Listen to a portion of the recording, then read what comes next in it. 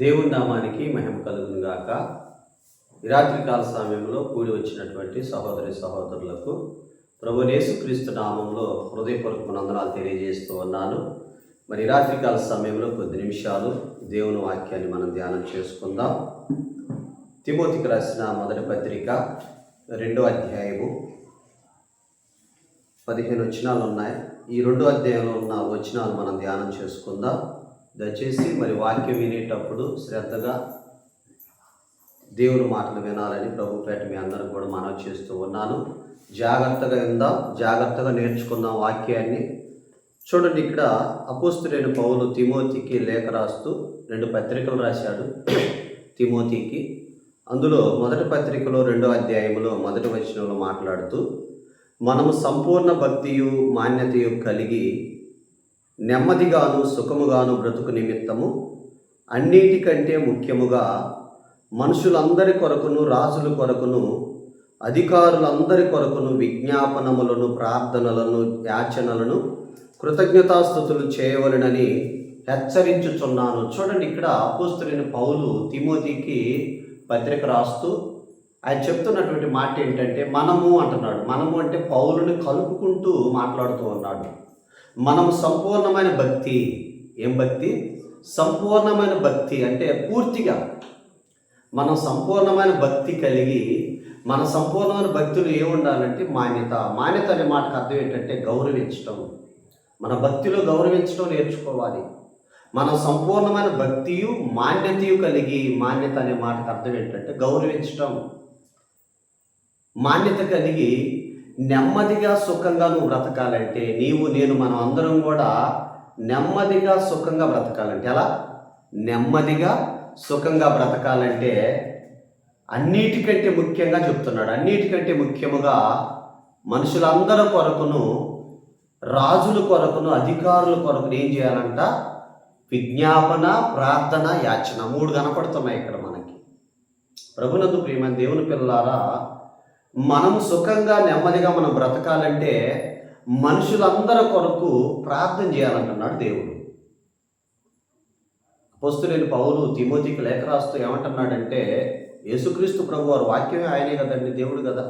ఆయన మాట్లాడుతున్నాడు పౌలు ద్వారా తిమోతికి. ఏం చెప్తున్నాడంటే, మనము సంపూర్ణ భక్తియు మాన్యత కలుగు నెమ్మదిగా సుఖంగా బ్రతకాలంటే మనుషులందరి కొరకు ప్రార్థన చేయాలి, రాజుల కొరకు ప్రార్థన చేయాలి.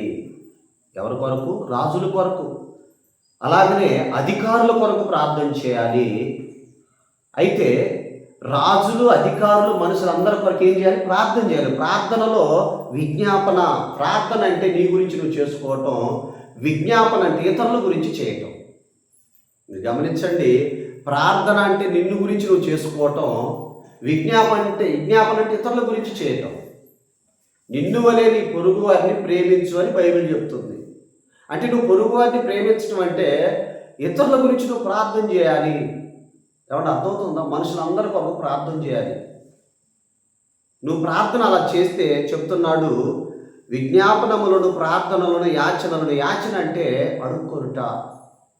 ఒక ఇంటి ముందుకు ఒక భిక్షగాడు వచ్చి ఏమంటాడు? మాతా భిక్షాందేహి అంటాడు. అలా కాకుండా ఇంట్లో ఎవరున్నారండి, ఆకలి అవుతుంది, అన్నం చేసుకురండి అంటాడండి. ఏమంటాడు వచ్చి? మాతా భిక్షాందేహి, మాతా అన్నపూర్ణ వేసిన అంటుంటాడు. ఆ మాటకి వెంటనే అబ్బా ఎంత మాట, నాతో ఎంత బాగా మాట్లాడాడండి. అందుకంటే ఒక మాట ఉంది బైబిల్లో, మనుషుడు నోటి ఫలము చేత తను మేలును అనుభవిస్తాడని. మాటను బట్టి అంటే దేవుడి సన్నిధిలో కూడా మనం ప్రార్థనలో, కొంతమంది ప్రార్థనలు చూస్తుంటే చాలా బాధాకరం, చాలా కోపం వస్తుంటుంది. దేవుడికి ఆజ్ఞేస్తుంటాడు, ఇప్పుడే దేవుడిని బెదిరిస్తుంటారు వాళ్ళ ప్రార్థనలో. ఏమంటే ప్రార్థన ఎలా చేయాలి? యాచన, అడుక్కొనుట.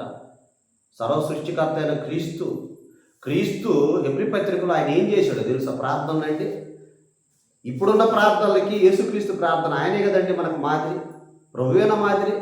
ఆయన ఏమని మాట్లాడుతున్నాడు ఒకసారి, ఎలా ప్రార్థన చేస్తున్నాడు? హెబ్రీ పత్రికలో 5:7 మీరు చూస్తే, శరీరధారి అయిన దినములలో మహారోదనముతోనూ కన్నీళ్లతోనూ తన్ను మరణం నుండి రక్షింపగల వానికి ప్రార్థనలను యాచనలను సమర్పించి భయభక్తులు కలిగి ఉన్నందున ఆయన అంగీకరింపబడిన యేసుక్రీస్తు ప్రభువారు యాచించాడంటండి తండ్రిని. ప్రభునందు ప్రియమైన దేవుని పిల్లలు మీరు గమనించండి, మన ప్రార్థనలో ఎలా ఉండాలి? విజ్ఞాపన ఉండాలి, ఇతరుల గురించి ప్రార్థన ఉండాలి. అలా ప్రార్థన చేస్తూ యాచన దేవుడి సన్నిధిలో దేనత్వంతో అడుక్కోవాలి. యేసుప్రభు వారు ఆయన శిలువలో ఆయన మరణాలు చూస్తూ ఉన్నప్పుడు తండ్రి నీ చిత్తమైతే గిన్నెను నా నుండి తొలగించమని ప్రార్థన చేశాడు. ప్రార్థనలో నువ్వు మాట్లాడేది ఎవరితో? దేవునితో. నువ్వు మాట్లాడేటప్పుడు ప్రార్థనలో రాజుల కోసం ప్రార్థన చేయమన్నాడు, అధికారుల కోసం ప్రార్థన చేయమన్నాడు, మనుషులందరి కోసం ప్రార్థన చేయమన్నాడు. కానీ ఆ ప్రార్థనలో నిన్ను నువ్వు తగ్గించుకొని ఇతరుల గురించి విజ్ఞాపన చేస్తూ నీ ప్రార్థనలు ఏముండాలంటే యాచన, అడుక్కునే స్వభావం. తండ్రి సహాయం చేయ, నా కుటుంబంలో రక్షణ లేదయ్యా, నా కుటుంబంలో బిడ్డలకి రక్షణ దయచేయ, నా పిల్లలు నా మాట ఎట్టలేదు ప్రభు, నా పిల్లల్ని నీ సన్నిధిలో వారికి పెంచడానికి నాకు జ్ఞానం ఏ ప్రభువా. ఏమంటే అర్థమవుతుందా? ప్రార్థనలో విజ్ఞాపన ఉండాలి, యాచన ఉండాలి. నువ్వు దేవుడి సన్నిధిలో అడుక్కోవాలి.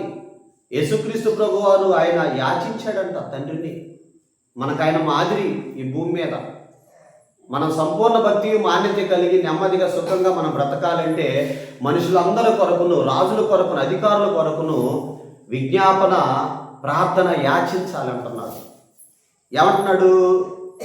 3వ వచనంలో చూడండి, కృతజ్ఞతాస్తుతులు చేయవాలని హెచ్చరించుచున్నాను. కృతజ్ఞతాస్తుతి చెల్లించాలి. దేవుడు నువ్వు విజ్ఞాపన చేశావు, ప్రార్థన చేశావు, యాచించావు, ఆ ప్రార్థనకు నీ జవాబు వచ్చింది. వచ్చిన తర్వాత దేవునికి కృతజ్ఞతాస్తుతులు చెల్లించాలి. అలా మాట్లాడుతూ 3వ వచనంలో అంటున్నాడు, ఇది మంచిదియు. నువ్వు రాజుల కోసం ప్రార్థన చేస్తే, నువ్వు మనుషులందరి కోసం ప్రార్థన చేస్తే, అధికారుల కోసం నువ్వు ప్రార్థన చేస్తే నాకు మంచిది. ఇది మంచిదియు మన రక్షకుడకు దేవుని దృష్టికి అనుకూలమైనదనై ఉన్నది.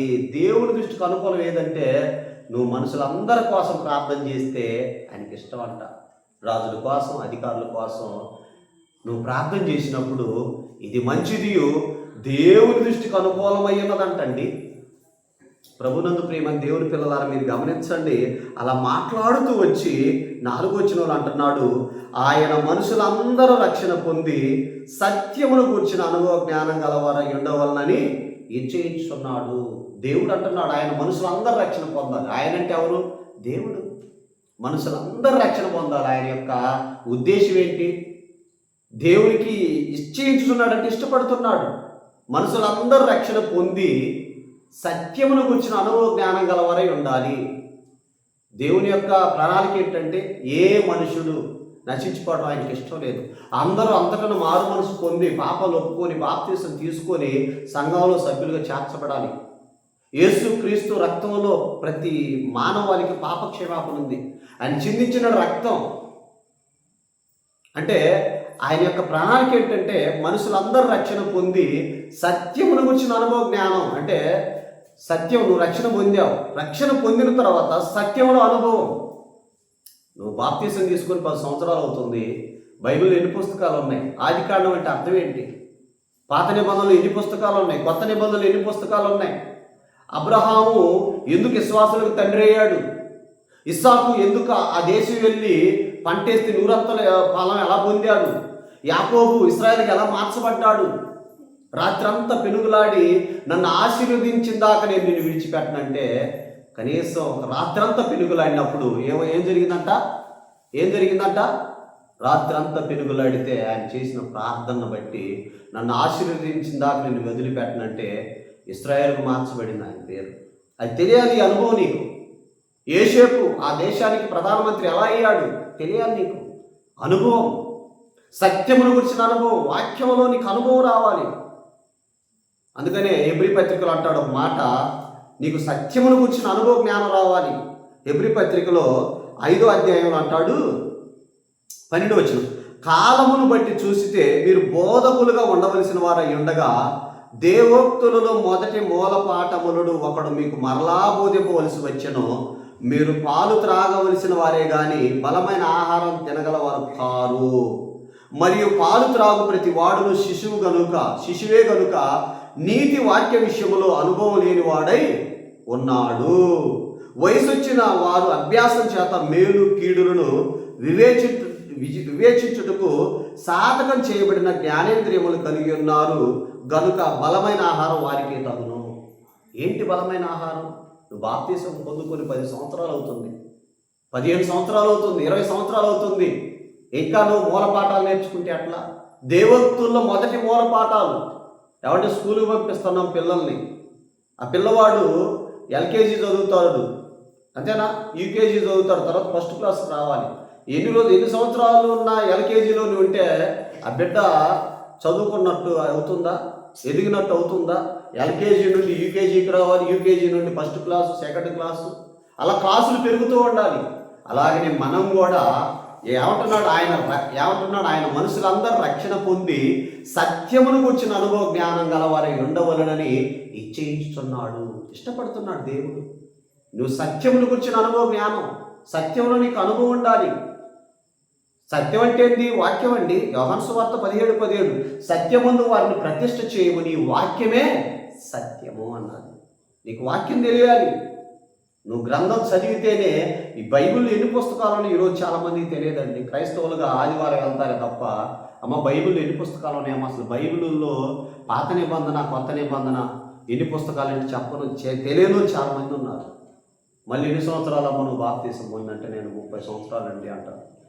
కాబట్టి బైబిల్లో ఏముందో నీకు తెలియకపోతే నువ్వు ఇంకా పాలు తాగే శిశువే అంటున్నాడు. వాక్య విషయంలో అనుభవం రావాలి. అందుకని ప్రభునందు ప్రేమ దేవుని పిల్లలారా ఇలా మాట్లాడుతూ 5వ వచనంలో అంటాడు, దేవుడు ఒక్కడే, దేవునికి నరులకు మధ్యవర్తి ఒక్కడే, ఆయన క్రీస్తు యేసు నరుడు. దేవుడు ఒక్కడే, దేవునికి నరులకు మధ్యవర్తి ఒక్కడే, ఆయన క్రీస్తు యేసు నరుడు. మధ్యవర్తి క్రీస్తు. ఏదేను తోటలో తెగిపోయినటువంటి ఆ బంధాన్ని కలపటానికి 2026 సంవత్సరాల క్రితం ఈ లోకానికి వచ్చి 33.5 సంవత్సరాలు జీవించి సర్వమానవాళి పాపాల నిమిత్తం ఆయన మరణించాడు, సమాధి చేయబడ్డాడు. తెగిపోయిన బంధాన్ని తండ్రితో సమాధానపరచడం కోసం ఆయన సమాధాన సువార్తను ప్రకటించాడు. అందుకని ఇక్కడ మీరు చూసినట్లయితే దేవుడు ఒక్కడే, దేవునికి నరులకు మధ్యవర్తి ఒక్కడే, ఆయన క్రీస్తు యేసు నరుడు. ఈయన అందరి కొరకు విమోచన క్రయధనముగా తన్ను తానే సమర్పించుకొనెను. అందరి కొరకు, ఒక్కల కోసం కాదు. ఏమండి, అందరి కోసం యేసుక్రీస్తు ప్రభువారు మనకి అపోస్తుల కార్యం 10:36 అంటాడు, యేసుక్రీస్తు అందరికి ప్రభు అంటాడు. ఈయన కొందరి కోసం కాదు, అందరి కోసం. యేసు అంటే అర్థం రక్షకుడు, క్రీస్తు అంటే అర్థం అభిషిక్తుడు, ప్రభువు అంటే రాజు. యేసుక్రీస్తు అందరికీ ప్రభు అండి. కాబట్టి మీరు గమనించండి ప్రియులారా, దేవుని పిల్లలారా మీరు గమనించండి. ఇక్కడ అంటున్నాడు అందరి కొరకు విమోచన క్రయధనముగా. విమోచన అంటే విడిపించాడు. ఒకప్పుడు మనం ఎలా ఉన్నామండి? అపరాధముల చేత, పాపముల చేత సచ్చిన స్థితిలో ఉన్నటువంటి మనల్ని ఆయన ఏం చేశాడంటే ఆ యొక్క అపవాది అస్త్రం నుండి, ఆ చీకటిలో ఉన్న మనల్ని, ఆ పాపంలో ఉన్న మనల్ని ఆయన వెలుగులోనికి మనల్ని పిలిచాడు, విమోచించాడు. మనల్ని అంధకార సంబంధమైన చీకటిలో నుండి వెలుగులోనికి మనల్ని తీసుకుని వచ్చాడు ఆయన. అంటే విమోచన అంటే విడిపించుట. విమోచన అనే మాటకు అర్థం ఏంటంటే విడిపించుట. ఏమంటున్నాడు ఇక్కడ? ఆయన అంటున్నాడు చూడండి, ఈయన అందరి కొరకు విమోచన క్రయధనముగా తన్ను తానే సమర్పించుకొనెను, దీనిని గుర్చిన సాక్ష్యం యుక్తకాలము లేని ఇయ్యబడును. ఈ సాక్ష్యం ఇచ్చుటకై నేను ప్రకటించువాడనగాను అపోస్తలుడనగాను విశ్వాస సత్యముల విషయములో అన్యజనులకు బోధకుడుగా నియమింపబడితిని. నేను సత్యమే చెప్పుచున్నాను, అబద్ధమాడట్లేదు. పౌలు అంటున్నాడు అన్యజనులకు బోధకుడు అంటే ఎవరు? పౌలు.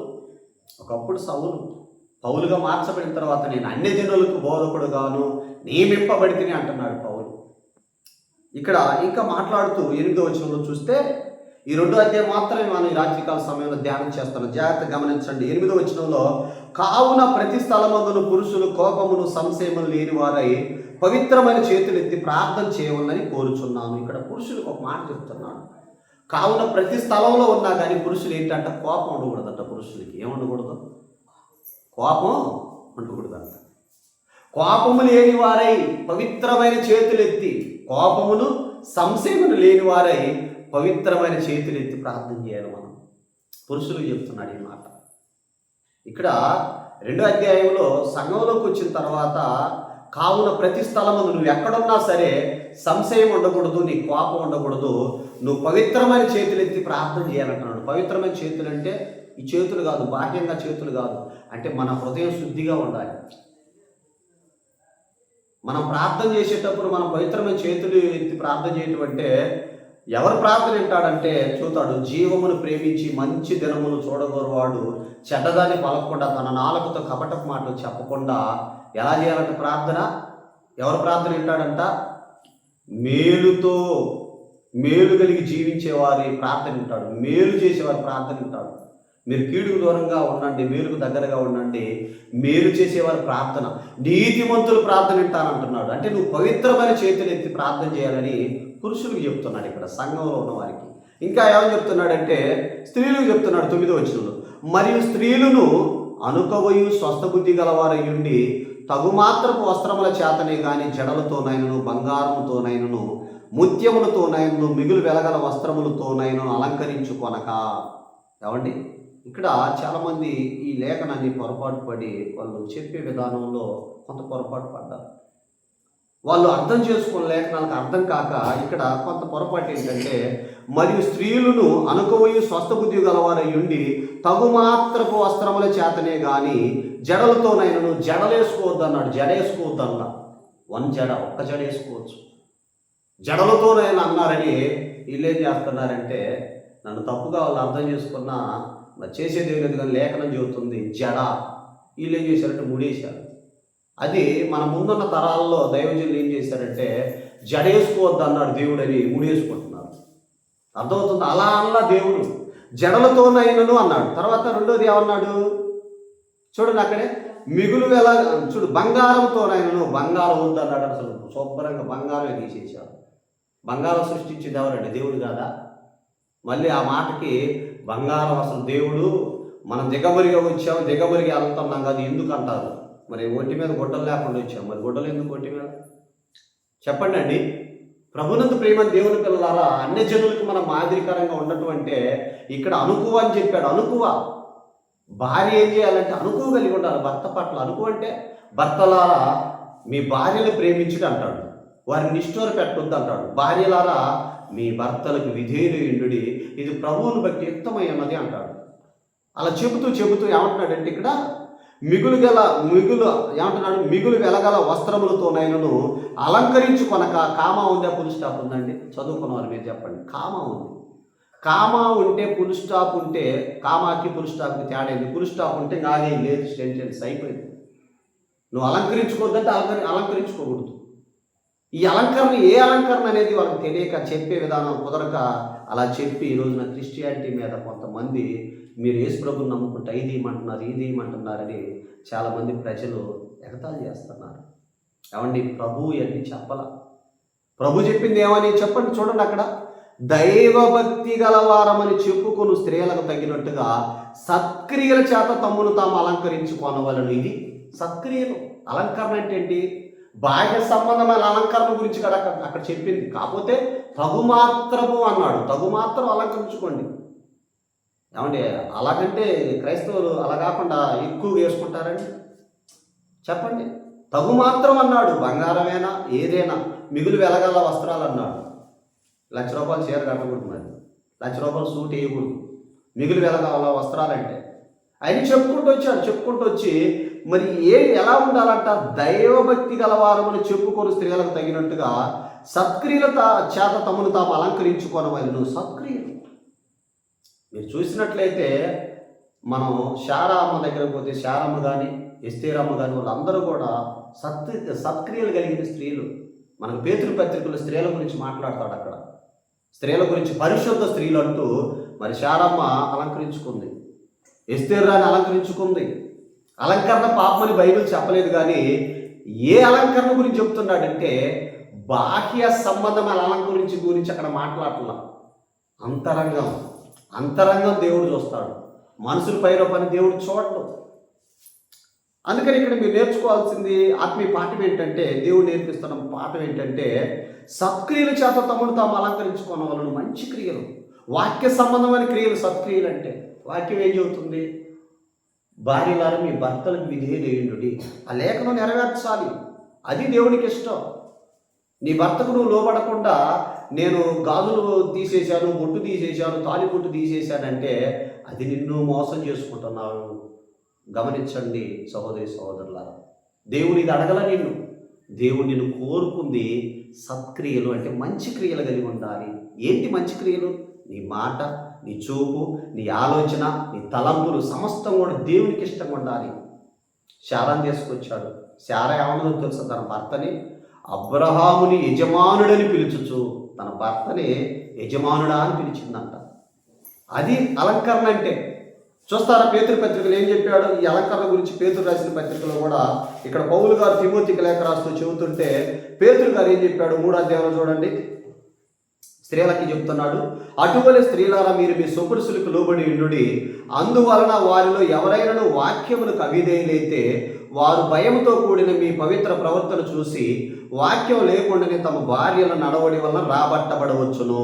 3వ వచనం, జడలు అల్లుకొనుటియు, బంగారు నగలు పెట్టుకొనుటియు, వస్త్రములు ధరించుకొనుటేనను వెలపటి అలంకారం మీకు అలంకారంగా ఉండక. ఈ మాట పురుషాపుత కామా ఉందండి. ఇక్కడ కామా ఉంది. ఉండక మరి ఏం చేయాలంట చెప్తున్నాడు 4వ వచనంలో, సాధువైనట్టు మృదువైనట్టునైనా గుణమును అక్షయ అలంకారం గల మీ హృదయపు అంతరంగ స్వభావం మీకు అలంకారంగా ఉండవలెను. అది దేవుని దృష్టికి మిగులు విలువ గలది. అటువలి పూర్వం దేవుణ్ణి ఆశ్రయించిన పరిశుద్ధ స్త్రీలను తమ సొపరుసులకు లోబడి ఉండుట చేత తమను తాము అలంకరించుకొని ఆ ప్రకారం శారా అబ్రహాముని యజమానుడని పిలుచు అతనికి లోబడి ఉండెను. మీరును యోగ్యముగా నడుచుకొనుచు ఏ భయమునకు బెదరకు ఎన్నడలా ఆమెకు పిల్లల బుదురు. చూశారా? స్త్రీతో చెప్తున్నాడు. స్త్రీ ఎలా ఉండాలంట? ఆమె బాహ్య సౌందర్యం గురించి మాట్లాడతారు. అంతరంగ సౌందర్యం దేవుని దృష్టికి మిగులు విలువ గలది. మంచి గుణం కలిగిన స్త్రీగా ఉండాలి. గుణవతి అయిన భార్య దొరుకుట అరుదంటాడు కదా సామెతల గ్రంథంలో. గుణవంతురాలుగా ఉండాలి. ఇంకొక అద్భుతం చెప్పనా? చాలామంది ఏమంటే నేను ప్రభువుని నమ్ముకున్నాక నేను సమర్పించుకున్నానండి, నేను తాలిబొట్టు తీసేస్తానని, బొట్టు తీసేస్తానని, లేదంటే నేను ఇంకోటి ఏదో తీసేస్తాను, నేను సమర్పించుకున్నా అని చెప్పుకుంటారు. అది తప్పు. అది బైబిల్కి లేఖనానికి విరుద్ధం.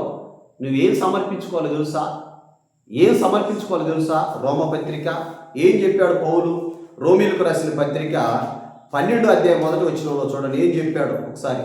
కాబట్టి సహోదరులారా, పరిశుద్ధమును దేవునికి అనుకూలమునైన సజీవ యాగముగా మీ శరీరములను ఆయనకు సమర్పించుకొనుడని దేవుని వాత్సల్యమును బట్టి మిమ్మల్ని బతిమాలుకొనుచున్నాను. మీ శరీరాన్ని సమర్పించాలి. ఏంటి ఆ శరీరం?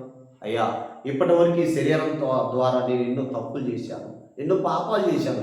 ఇక నుంచి ఇదిగో ఇది చూసే చూపు నీకోసమే, మాట్లాడే మాట నీకోసమే, ఈ శరీరం మొత్తం నీకు సజీవ యాగముగా నేను సమర్పించుకుంటున్నానయ్యా. మీరు విలువ పెట్టి కొనబడిన వారు, మీరు మీ సొత్తు కాదు. నేను రక్తం ఇచ్చి మిమ్మల్ని కొనుక్కున్నాను అన్నాడు ప్రభు. ఆ రక్తం ఇచ్చి కొనబడినటువంటి మనము ఇప్పుడు మనం ఎలా బ్రతకాలంటే ఇది ఇక్కడ చెప్తున్నాడు. మన యొక్క శరీరాన్ని సజీవ యాగంగా ఆయన సమర్పించుకొని చెడు చూడకుండా, చెడు మాట్లాడకుండా, చెడు వినకుండా సమస్తం కూడా మనం శరీరాశ, నేత్రాశ, జీవపడమ్మాన్ని జయించేవారిగా ఉండాలి. ఆయన సన్నిధిలో మనం సమర్పించుకోవటం అంటే నేను ఇది సమర్పించాను, నువ్వు అవి సమర్పించుకోమని దేవుడు చెప్పలేదండి. సమర్పించుకోవాల్సింది నీ శరీరం. ప్రభునందు ప్రియమైన దేవుని పిల్లలు గమనించండి. ఇక్కడ క్షమించండి, తిమోతికి రాసిన పత్రిక 2వ అధ్యాయం చూడండి ఒకసారి ముగిస్తానంగా. 2వ అధ్యాయము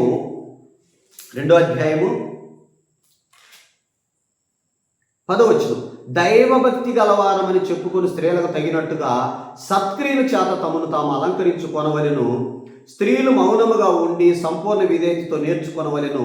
స్త్రీ మౌనముగా ఉండవలసినదే గాని ఉపదేశించుటకైనను పురుషుని మీద అధికారం చేయుటకైనా ఆమెకు సెలవీను. మొదట ఆదామును తర్వాత హవ్వయును నిర్మింపబడిన కారా? మరియు ఆదాము మోసపరచబడలేదు కానీ స్త్రీ మోసపరచబడి అపరాధంలో పడిను.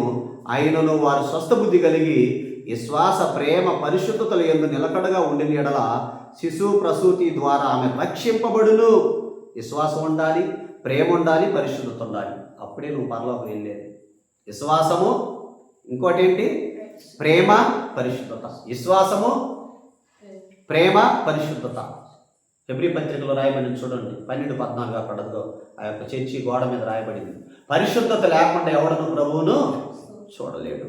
విశ్వాసము, ప్రేమ, పరిశుద్ధత యందు నువ్వు నిలకడగా ఉంటే ఆమె రక్షకుడు అనే స్త్రీ గురించి మాట్లాడుతూ ఉన్నాడు. కాబట్టి మనం 2వ అధ్యాయంలో ఏం చెప్పుకున్నాం ఇప్పటి వరకు? మనం సంపూర్ణ భక్తి మాన్యత కలిగి ఉండాలంటే, మనం సుఖంగా మనం బ్రతకాలంటే, మనం నెమ్మదిగా బ్రతకాలంటే మనుషులందరి కోసం మనం ప్రార్థన చేయాలి. శత్రువుల కోసం కూడా ప్రార్థన చేయాలి. పరలోకమందున మీ తండ్రికి మీరు కుమారులుగా ఉండాలంటే మిమ్మల్ని హింసించే వారి కొరకు మీ శత్రువుల కోసం ప్రార్థన చేయమని దేవుడు చెప్తున్నాడు. మనుషులందరంటే అందరి కోసం. మొట్టమొదటిగా మనం చూసాం 2వ అధ్యాయం మొదటి 2 వచనాలు ఏం చూసాం? అందరి కోసం ప్రార్థన చేయాలి. తర్వాత అందరు రక్షణ పొందాలనేది ప్రభు యొక్క ఉద్దేశం. అలాగనే రక్షణ పొందినటువంటి వారు సత్యమును గురించిన అనుభవ జ్ఞానంలోనికి రావాలని మాట్లాడుతూ ఉన్నాడు. అలా మాట్లాడుతూ ఆయన దేవుడు ఒక్కడే, దేవునికి నరులకు మధ్యవర్తి ఒక్కడని మాట్లాడుతూ ఉన్నాడు. అలా మాట్లాడుతూ ఆయన విమోచన క్రయధనముగా మనల్ని రక్తం ఇచ్చి కొనుక్కున్నాడు. సంఘంలోనికి మనం వచ్చాం. ఇవన్నీ మాట్లాడుతూ నేను సాక్ష్యం ఇస్తున్నాను అంటున్నాడు పౌలు. అపోస్తలుడు కానీ ప్రకటించేవాడుగా నేను సాక్ష్యం ఇస్తున్నాను ఆయన గురించి అంటూ, నేను సత్యమే చెప్తున్నాను, అబద్ధం ఆడట్లేదు అంటున్నాడు. అలా మాట్లాడుతూ వచ్చి సంఘంలో పురుషులు ఎలా ఉండాలంట? కోపమును సంశయము లేని వారై